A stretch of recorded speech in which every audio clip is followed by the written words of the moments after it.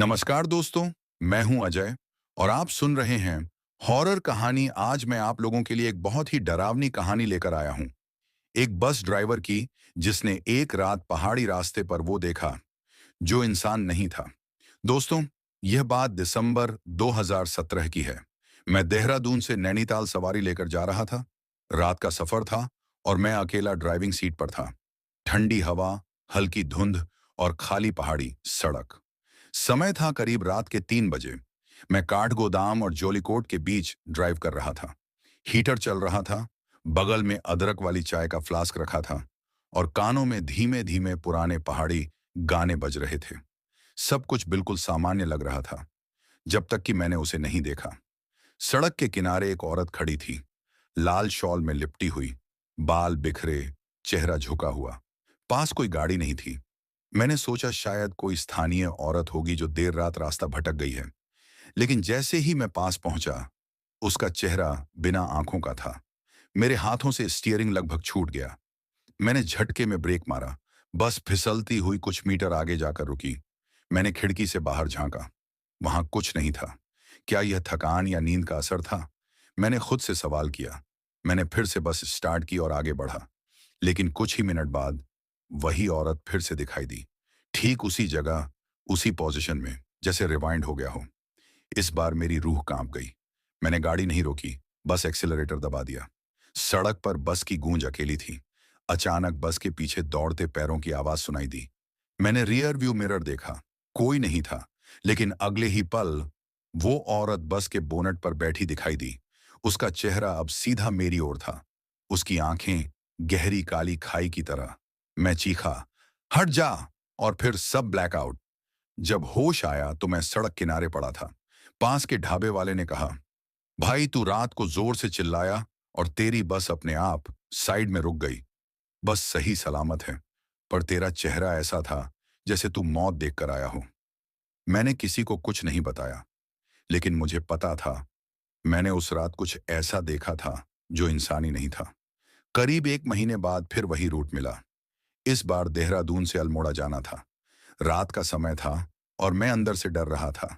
जब बस जोलीकोट के मोड़ के पास पहुंची, अचानक बस की रफ्तार अपने आप कम होने लगी। मैंने एक्सेलरेटर दबाया, कोई असर नहीं। ब्रेक भी नहीं दबाया था, फिर भी बस अपने आप रुक गई। मैंने साइड लाइट ऑन की, टॉर्च लेकर नीचे उतरा। सब कुछ सही था। जैसे ही केबिन में चढ़ा, खिड़की पर जोर की थपथपाहट हुई। दिल धक से रह गया। मैंने हिम्मत करके शीशे में देखा। वही औरत। इस बार उसका चेहरा बिल्कुल पास था। उसके होंठ हिल रहे थे, जैसे कुछ कह रही हो, लेकिन आवाज बिल्कुल नहीं। मैंने दरवाजा बंद किया, गाड़ी चालू की, पर इंजन स्टार्ट ही नहीं हुआ। तभी बस के चारों तरफ कदमों की भारी आवाज गूंजने लगी, जैसे कोई बस के चारों ओर चक्कर लगा रहा हो। मैं अंदर बैठा रहा, पसीने से तरबतर। अचानक केबिन के भीतर से किसी ने मेरे कान में फुसफुसाया, अजय। मैंने झटके से पीछे देखा, कोई नहीं, लेकिन उस आवाज ने मेरा नाम लिया था। मेरे दिल की धड़कन रुकने लगी। किसी तरह इंजन चालू हुआ और मैं आगे बढ़ गया। लेकिन कुछ दूरी पर पीछे की सीट से किसी के बैठने की आवाज आई। मैं अकेला था। पीछे देखा, सीट खाली थी, लेकिन उस पर गीले पैरों के निशान पड़े थे। अब यह महज एक बार की घटना नहीं रही थी। यह साया अब मेरा पीछा कर रहा था। उस रात जब नैनीताल पहुंचा तो मैंने बस पार्क की और वहीं बैठा रहा। नींद आई तो सपने में वही औरत दिखाई दी। कभी खिड़की से झांकती, कभी पीछे बैठी, कभी बस के बाहर खड़ी। सुबह जब उठा, बस के विंडशील्ड पर अंदर से किसी ने उंगली से लिखा था, फिर मिलेंगे। कुछ दिनों बाद बस की सर्विस के लिए वर्कशॉप ले गया। मैकेनिक ने सीट खोलते ही कहा, भाई यह क्या है? मैंने देखा, सीट के नीचे एक पुराना टूटा हुआ बैग पड़ा था। अंदर एक छोटी चप्पल और एक सड़ा हुआ रिबन। मेरे हाथ कांपने लगे, क्योंकि मुझे याद आया कुछ साल पहले यहीं काठगोदाम मोड़ पर एक स्कूल बस एक्सीडेंट हुआ था। उसमें कई बच्चे और एक महिला मर गई थी, और उसी में एक बच्ची थी, रोशनी। बैग के ऊपर लिखा था, रोशनी, कक्षा 5, पता हल्द्वानी। अब मुझे समझ आ गया था, यह सिर्फ एक साया नहीं था, ये उन बच्चों की अधूरी कहानी थी। उसके बाद हर रात बस अपने आप स्टार्ट हो जाती। पड़ोसी कहते, अजय भाई, रात को तुम्हारी बस अपने आप चलती है। मैंने सब नजरअंदाज किया, लेकिन एक रात जब मैं पहाड़ी रास्ते से गुजर रहा था, बस अचानक रुक गई। सामने एक टूटा हुआ स्कूल था। गेट पर जंग लगी घंटी और अंदर अंधेरा। बस के शीशे पर किसी ने लिखा, हम अभी भी अंदर हैं। मैंने हिम्मत कर दरवाजा खोला। बस के भीतर अब बच्चे बैठे थे। उनकी आंखें खाली, चेहरे पिघले हुए, और आगे खड़ी थी रोशनी। उसकी आवाज मेरे जहन में गूंजी, अंकल, हमें छोड़कर क्यों चले गए थे? मैं चीखना चाहता था, भागना चाहता था, लेकिन मेरे पैर जैसे जमे हुए थे। अचानक बस अपने आप स्टार्ट हो गई।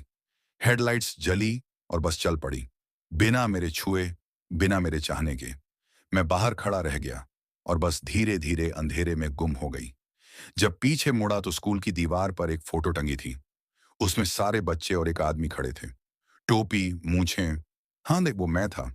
नीचे लिखा था, Ajay Yadav, school bus driver, missing since 2017। दोस्तों, आज भी देहरादून नैनीताल की उस सड़क पर लोग कहते हैं, रात को एक पुरानी बस अपने आप चलती दिखती है। उसमें बैठे होते हैं बच्चे, और खिड़की से झांकती है वही औरत लाल शॉल में। कहते हैं, अगर आप उस बस के पास से गुजरें और कोई आपको आवाज दे, तो रुकना मत, क्योंकि हो सकता है वो इंसान ना हो। ये तो बस शुरुआत है। आगे जो होने वाला है वो आपको सिहरन तक पहुंचा देगा। तब तक जल्दी से लाइक और सब्सक्राइब कर दो, नहीं तो शायद ये साया आपके सपनों तक पहुंच जाए।